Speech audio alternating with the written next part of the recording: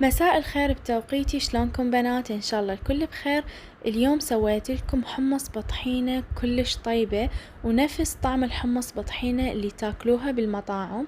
لازم تجربوها لان تختلف عن اللي انتو تسووها بالبيت، وتختلف عن اللي نشتريها معلبة من برا وناكلها.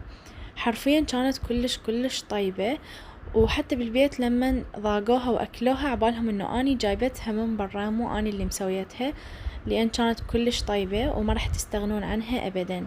اول شي جبت علبة من الحمص، طبعا انا استخدم الكسيح، حمص مسلوق، يعني عزلت الماي عن الحمص العادي. وبعدها بديت اضيف هاي المكونات اللي انا محضرتها، اللي هي سن واحد من الثوم، نص ملعقة كمون، نص ملعقة شاي طبعا، وملعقة شاي ملح، وربع ملعقة شاي لمندوزي او ملح الليمون، وتقدرون تستبدلوه بليمونة كاملة، عصير ليمونة كاملة.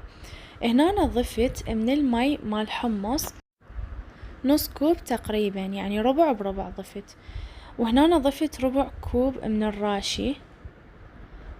كلش طيبة هاي الوصفة. وهنا بديت أخليه بالخلاط مثل ما تشوفون بالفيديو، وبديت أخلطه. ظلوا خلطوه لحد ما يصير كلش ناعم. وهنا أنا ضفت تقريبا نص ربع زيت الزيتون، يعني نص ربع كوب، يعني تجيبون الربع كوب تخلون نصه يعني.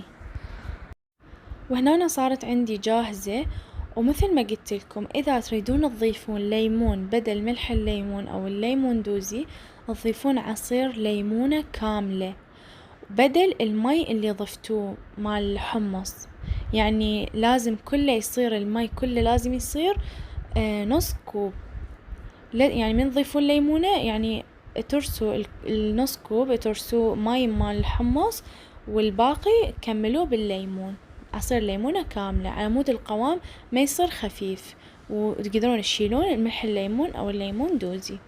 وهنا أنا حبيت أزينها بالسماق، تقدرون تزينوها بأي شي تحبوه، تضيفون عليها زيت زيتون، تضيفون زيتون بعد أكثر، تضيفون سماق، انتو بكيفكم. تقدرون تزينوها بالشكل اللي انتو تحبوه. وهنا أنا وصلت إلى نهاية الفيديو. أتمنى الفيديو عجبكم، وأتمنى تجربون هاي الوصفة لأن هي حرفيا كانت كلش طيبة. وصح إنه هو الفيديو كان بسيط وسهل، بس حبيت أسوي لكم حمص بطحينة اللي تاكلوها بالمطاعم. وأشوفكم إن شاء الله بالفيديو القادم، ومع ألف سلامة.